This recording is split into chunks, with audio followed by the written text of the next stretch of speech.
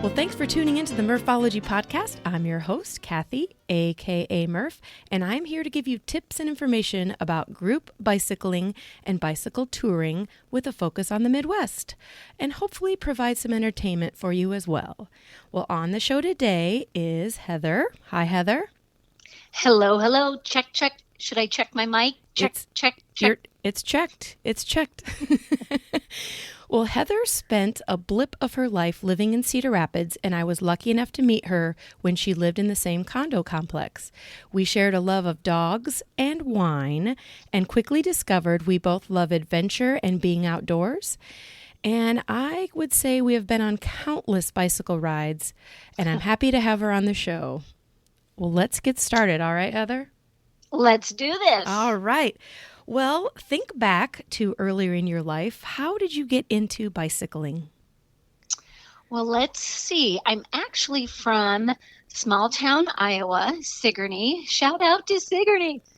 And of course, back in the day, I don't want to date myself, but every kid, just about every kid had a bike. And we rode bikes all over town, and it was the main source of transportation. Sure. And back then, in case you were wondering what kind of bike I had, Yeah. I had the purple Daisy bike with the wonderful banana seat. Ooh. With colorful daisies on it and tassels coming off the handlebars. Oh, I hear that makes you much, much faster as a kid. Aerodynamic. What was it called? The Daisy? Yeah, it was the Daisy. It might have been the Huffy Daisy, Ooh, yeah. but it was Daisy. It had colorful daisies all over it. So not to one-up you, but I also had a bicycle with a banana seat, and mine was called Miss America, and it was red, white, and blue. Wow. But did it play music too? No, it didn't. But I will tell you that my lovely brother, a shout out to the other Murph in the family, he used to sing me a song about Miss America and that it was a hunk of junk. So I'm sure if I sang the song, he would right away go, "Oh my gosh, I've never ever heard that song in my life." But he sang it almost every day when I was on my Miss America. Well, that's too bad. I bet Miss America felt horrible about that. But the rides I had on that bike. So I know exactly what you're talking about. And were you, if you're in a small town, were you pedaling on gravel or were you mostly in town? We had cement in Sigourney, but then we moved a little bit out of town, but it was on a highway. Oh, good. But that's a highway. Yeah. Just a little bit on a highway. And I graduated at that time to a yellow Schwinn. Oh. 10-speed. Nice. Yes. Well, when you look fast forward to today, I'm guessing that you don't pedal the Daisy or the yellow Schwinn, but what kind of bicycling do you do for fun? If I'm going out for just fun, I am on my road bike, aka the Lemmon. The Lemmon. But living in Arizona, I've been meaning to get a new mountain bike. I love to mountain bike, Mm-hmm. but I just, because of all the other things that I've been doing, I just haven't had a real big chance to get out on my mountain bike. Plus, it is it's an old Specialized vintage from about 1992. And you still have that bike? I still do. She's an oldie but a goodie. And it just goes to show you, a bicycle, I mean, it can last forever if you even take care of it marginally. Even if you make sure those tires are pumped up and there's grease on the chain, you can still ride it. Well, and plus all the memories. It's really hard to give up bikes. Our garage, we look and say, we should really try to sell that. But the memories. Yeah, that's for sure.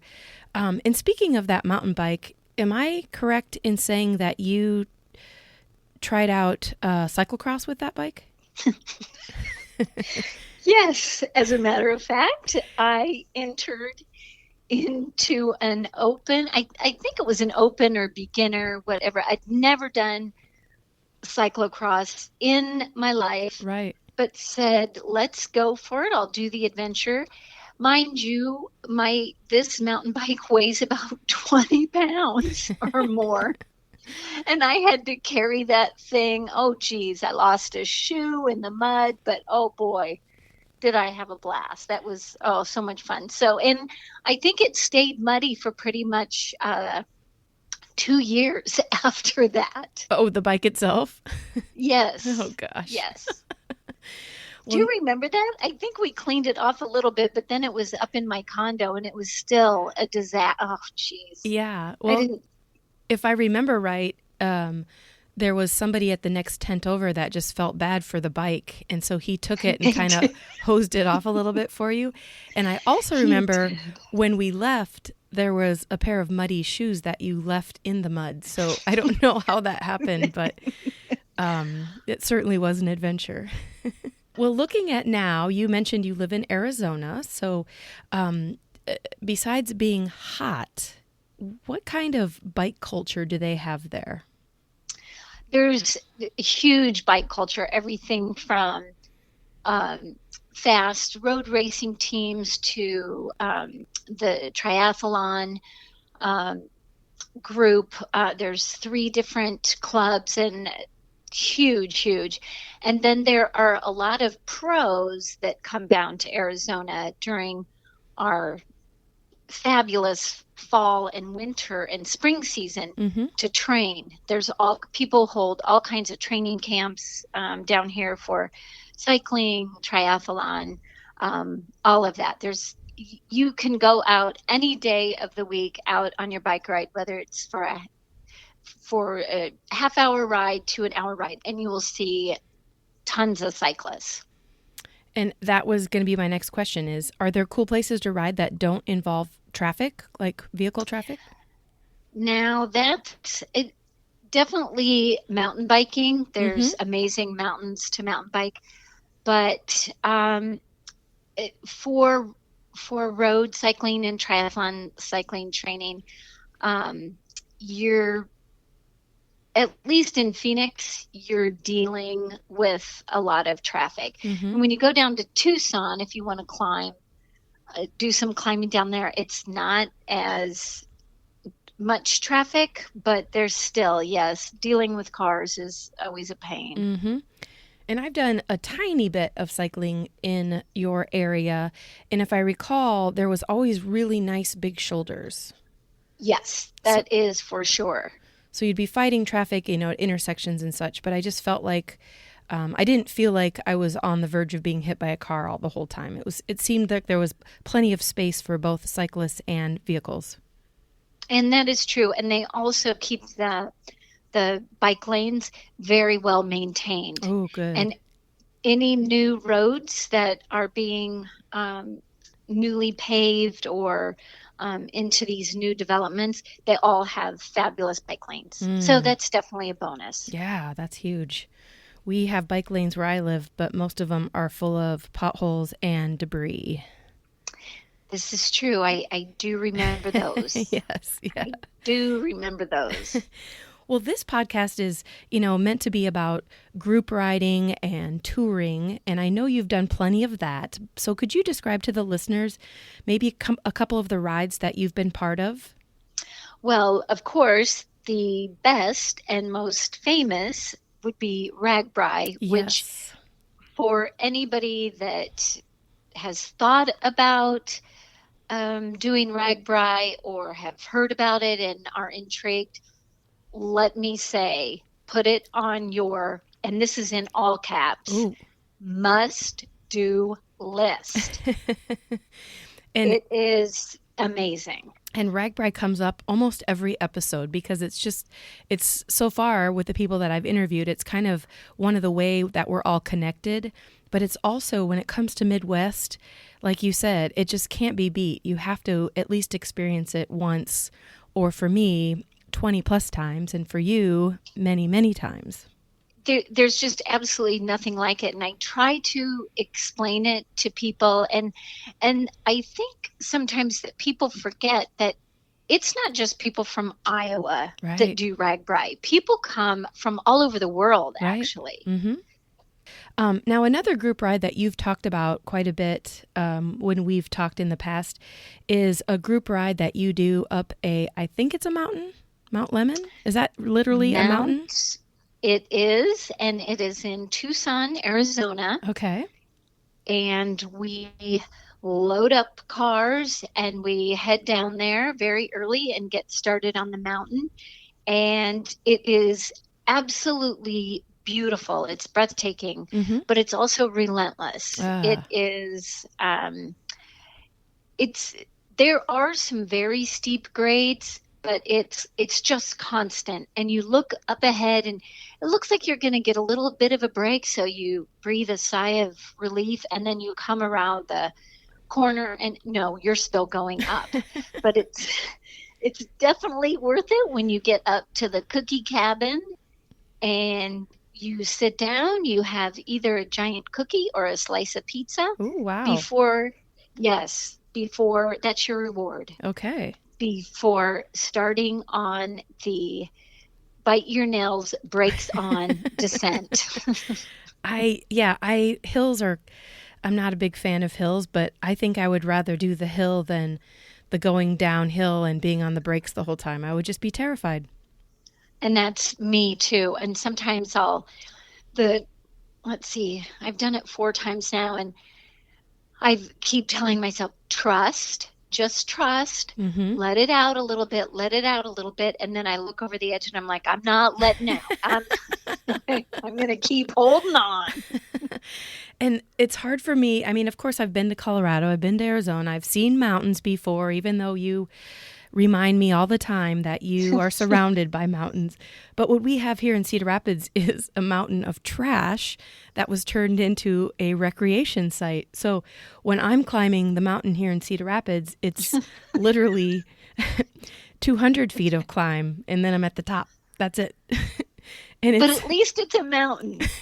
But it is a mountain of trash. And to get up to the top, you have to go on gravel, and it's incredibly steep. And then the downhill portion is it's meant for mountain bikes. So it's like a curvy, jumpy, go around berms, and that takes about 4 minutes. So I'm very jealous of your opportunities to climb mountains. But also, when you were here, we climbed the whole time out. Yeah. Remember we turned the corner and you said, is it windy or are we kind of going up a hill? And I said, it's everywhere you go until we turn around and come back. It's a false flat. You don't realize that you're constantly climbing. And then we went up Dynamite, and that's a heck of a climb. When we went up Dynamite Road. Oh, that's not a mountain though? We weren't on a mountain? Maybe? Well, it's the beginning of a mountain. Oh, okay. I'll take that. Okay. So when you're not biking for fun, which I don't know that we could qualify Mt Lemmon and some of those other mountain rides that you just mentioned fun, but when you're not biking for fun, you're biking as a form of training for events, right? Yes. So tell us, crazy as it is, tell us a little bit about that. I attempt triathlons, 70.3s and Ironmans. And so a lot of my time previously, right now I'm on a bit of a hiatus training for something else, which we'll talk about. But I am out on my triathlon bike, putting in many miles and doing all that fun stuff like looking at power and my watts and my miles per hour. And sometimes it's fun. There is fun in that aspect. And sometimes, as we know, it's work. Right. And isn't so fun. Right. But I'm addicted to triathlons. So I guess that's better than some other addictions. Sure. And I know that long before I knew you've been competing in triathlons. How long would you say you've been doing it? Years and years, but some breaks in between. But I actually went to some friends convinced me to go to this little triathlon in Sioux City, Iowa, when I lived there. And I really loved changing the sports, doing all three. And then when I moved to Dallas, I did a couple around there, and then um, Kansas City started doing. I was just running marathons, and then I had a friend that said, "Why don't you do this triathlon?" And um, then I kind of got hooked from there, and then just increased in distance. And now it's really hard to go back now that I've done the two big, the half and the full Ironman. It's kind of hard to go back to, the smaller distances, because I sure as heck don't know how. Oh, is this G rated? Can I swear, or is that If you need to swear, you can swear. okay? Um, I am definitely not a sprinter. I can go a long way for a long time. Uh-huh. But every once in a while I'll think about throwing one of those in. But I think I started dabbling in triathlon back in 1994. It would have been Wow. 1994. Wow. Yeah. That's a So long time to be, even if you're not actively training at all times for triathlon, that's a long time to have that that spirit of, okay, I'm going to run a marathon after I bike 100 some miles, after I swim across a huge lake. Like it, it's mind-boggling to me. it is, but I can't even tell you the feeling when hopefully you get Mike Riley, the famous announcer for Ironman, when he says your name when you cross the finish line, and Oh just yeah. even coming down that finish chute. As with anything, really, like when you've set a goal and you put in the training and it takes a large part of your life, but when you make that goal, it's just like anything in life, there's absolutely nothing like it. Yeah, yeah. And actually, that was my next question was, like, how much time do you think you spend training when you're deep into an event, whether it's a half Ironman or a full Ironman? I mean, is it like a part-time job? It definitely is. For a half, when I'm at peak training, I'm probably at about 16 to 17 hours a week. Hmm. Maybe more than that. Let's say 20. Wow. Um, and also with training, I include within that time, not just swimming, biking, and running, but preventative stretching, massage. Sure.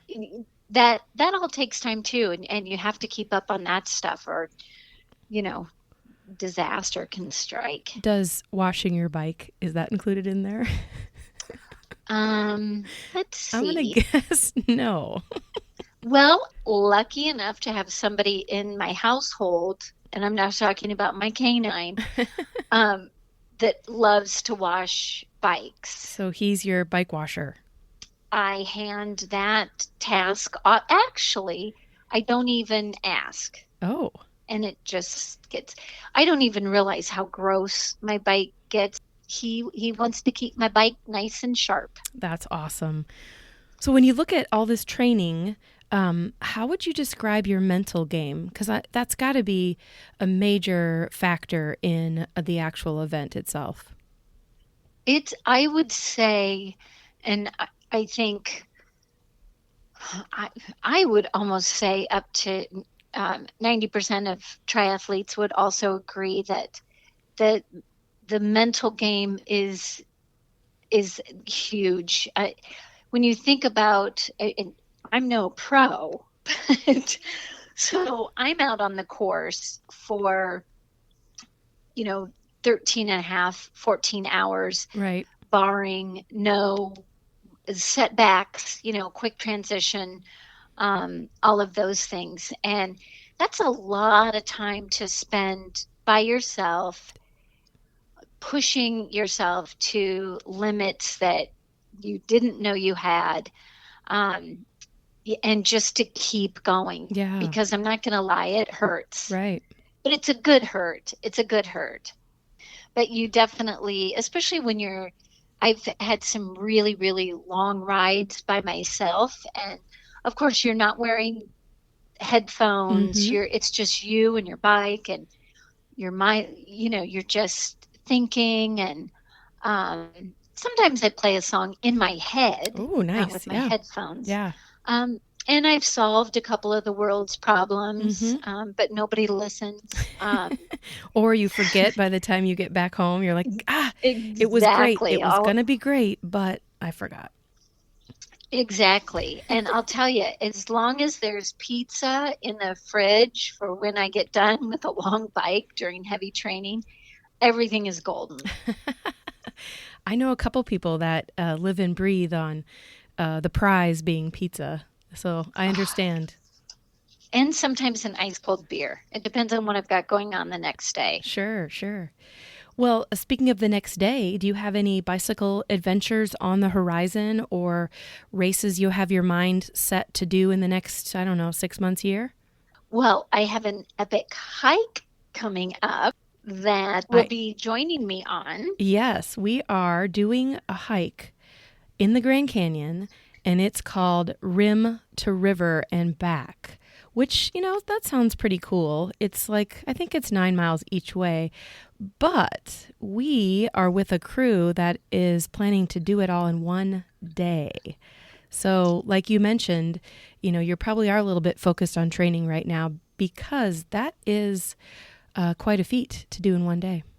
It is, and I know that's some serious stuff because I love to hike. Going out for a hike is, when I'm not training, that's our Sunday thing to take the dog and go hike the mountains around here. But 18 miles in one day, that's not going to be some, skip and jump in the park. That's Well, in 18 miles, I've done one marathon in my life, and that's probably the extent of my marathons.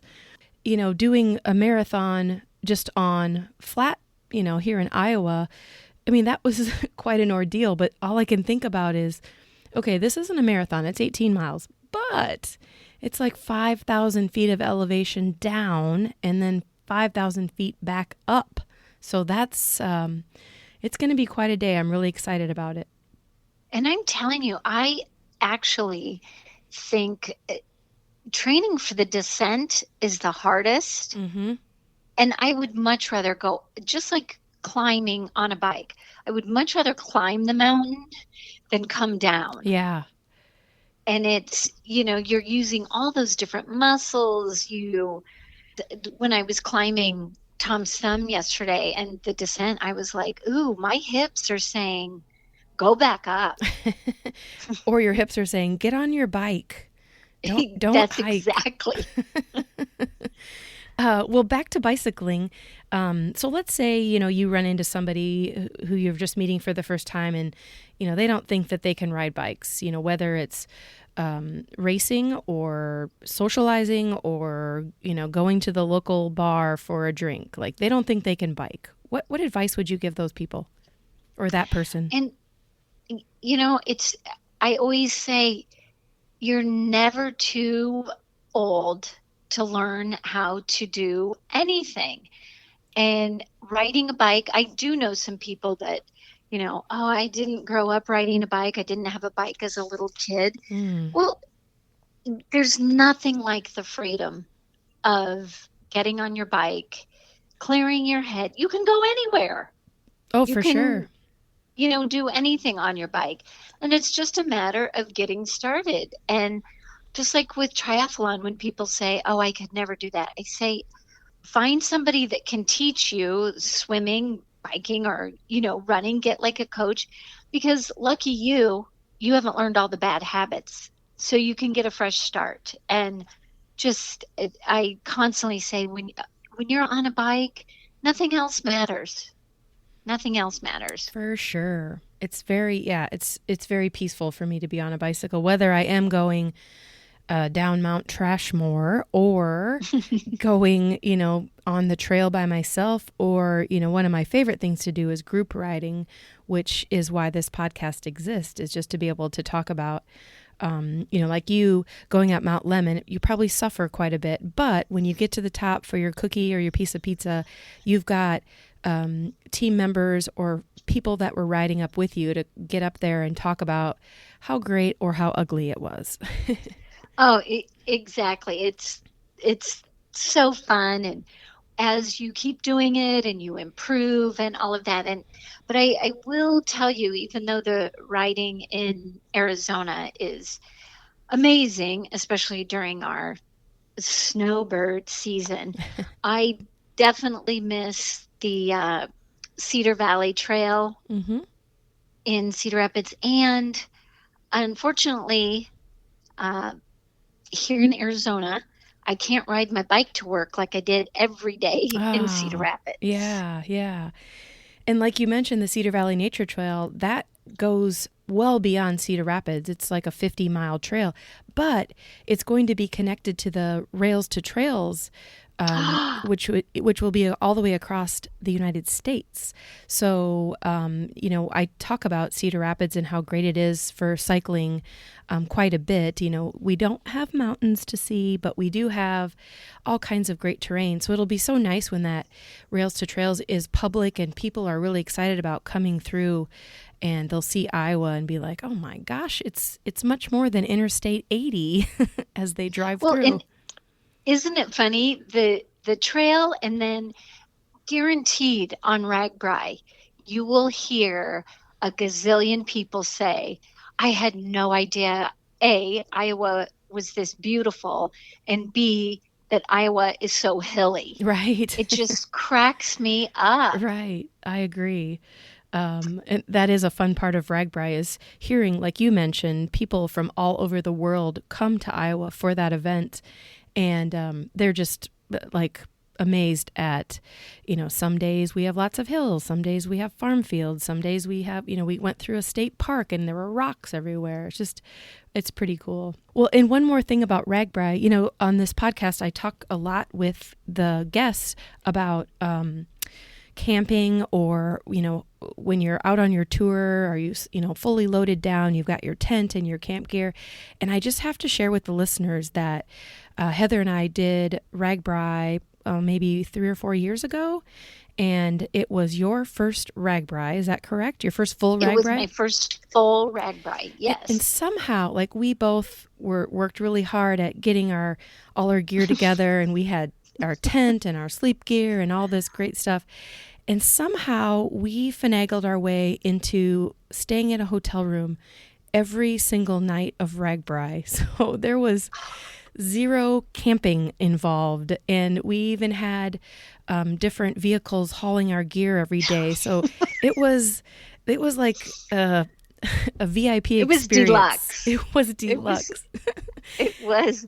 We put in the miles, but yes, we did get to. We were paying. Well, then the Mini Winnie. Well, I was going to say, and then the second time we did the full week of RAGBRAI together. Once again, we did zero camping because you and Jeff had the RV, the Mini Winnie, and we had air conditioning and a great place Showers. to sleep and a shower every night. So I have no idea what your camping experience is, but I bet I will find out when we go to the Grand Canyon. Yes, sirree. Well, Heather, thank you so much for being on the podcast. I really, I always enjoy talking to you, but it's really fun to hear about your experiences of being a superstar triathlete, and also, all the fun that you have on your bicycle. For having me on. Thank you so much.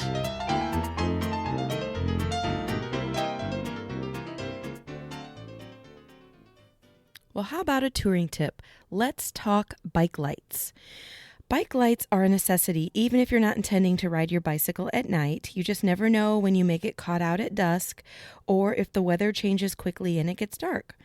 As far as complying with state laws, every state's different, so be sure to check with the laws in your state. In Iowa, for example, state law requires a front lamp and a rear reflector from dusk till dawn. So when looking to purchase lights, you need to determine if you want to be seen or if you want to see, or both. There are endless types of lights available, and prices vary dramatically. A well-lit bicycle has front and rear lighting, even side lighting, to ensure visibility to motorists. And a side note, Many tires come with reflective sidewalls, which don't offer you any light, so to speak, but when headlights are shined on them, they offer one more layer of visibility. For example, I have the Schwalbe Marathon, but many brands make the reflective sidewall tires, so check those out. Back to lights. Lights are measured in lumens, which is defined as a unit of measurement that quantifies the amount of light falling on an object. So the higher the lumens, the more light. If you want light so you can see the road or the trail, you'll want to have higher lumens. If you want to be seen by motorists, you may not need as bright of a light. Typically, the higher the lumen, the higher the cost of the light. Many lights, especially the expensive lights, are rechargeable and can be recharged hundreds of times. So in the long run, you're really not paying a ton because you're not having to replace disposable batteries all the time. Now, rechargeable lights require a bit of planning so that you don't get stuck out in the dark because you forgot to charge your light. And let me tell you, that has happened to me a time or two. Lights can be attached to your handlebars or on your helmet. At night, when I know I'm going to be out biking, I use both. The light on my handlebars makes me more visible to motorists, and the light on my helmet directs light wherever I'm looking. Rear lights are also available with rechargeable options. They mount on your seat post or your back rack and usually clip off easily for recharging, or if you want to attach it to somewhere else like your helmet or your backpack. So when you go to purchase your lights, think about how powerful you need them to be, the battery setup if you want rechargeable or disposable, and how easy they are to take on and off. Avoid theft of lights if you can by taking those lights off when you need to lock your bike up. So whether you go to your local Walmart to pick up the cheapest lights available, or you go to your local bike shop and drop hundreds of dollars on those lights, it's important to have them. In my opinion, lights are a must to keep you safe on the road and to see what's ahead of you. There's your touring tip for this week. Well, that's it for today, listeners. Check out murphologypodcast.com and email me at murphologypodcast@gmail.com. I appreciate you, and thanks for taking the time to tune in and listen to the Murphology Podcast. I leave you with this quote from the unwritten book of Murphology. This quote comes from Roy T. Bennett. Attitude is a choice. Happiness is a choice. Optimism is a choice. Kindness is a choice. Respect is a choice. Whatever choice you make sure you choose wisely. Think about it.